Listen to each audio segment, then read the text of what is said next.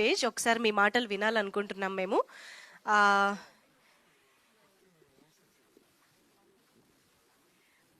సరే, మరి ఇప్పుడు స్పీచెస్లోకి వెళ్ళిపోదాము. ముందుగా రామసత్యనారాయణ గారిని మాట్లాడవలసిందిగా కోరుతున్నాం. Sir please.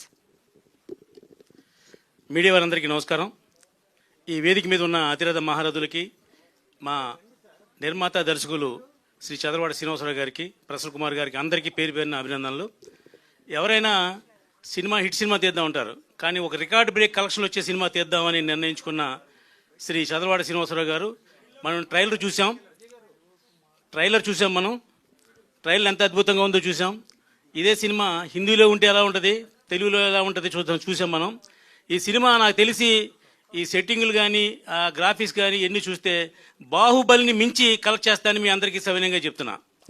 ఎందుకంటే చదలవాడ శ్రీనివాసరావు గారు టార్గెట్ హైయెస్ట్ కలెక్షన్ చేసే సినిమా ఇంతవరకు ఇండస్ట్రీలో ఏముందో అది చేయాలనే ఉద్దేశంతో ఈ సినిమా చాలా కాలం నుంచి చాలా కష్టపడి సినిమా తీస్తున్నారు. ఎక్కడా కాంప్రమైజ్ అవ్వకుండా మనం చూసాం. ఇప్పుడు ఇది పాన్ ఇండియా మూవీ. ఇది తెలుగు కూడా తీసిన సినిమా, ప్రతిదీ కూడా పాన్ ఇండియా మూవీలు అన్నీ హిట్ అయినాయి. అలాగే ఈ సినిమా కూడా డెఫినెట్గా హిట్ అవుద్ది. ఎందుకు హిట్ అవుద్ది అంటే ఆయన మంచితనం కోసమే హిట్ అవుద్ది. ఆయన జనరల్గా భగవంతుడికి రిక్వెస్ట్ చేసి మనం ఏమండి కష్టం వచ్చింది తీర్చండి అంటే భగవంతుడు హెల్ప్ చేస్తాడు. కానీ కష్టం ఎక్కడుందో తెలుసుకుని సహాయం చేసే మంచి మనిషి ఎవరైనా ఉంటే అది శ్రీ చదలవాడ శ్రీనివాసరావు గారిని సవినయంగా తెలియజేస్తున్నాం.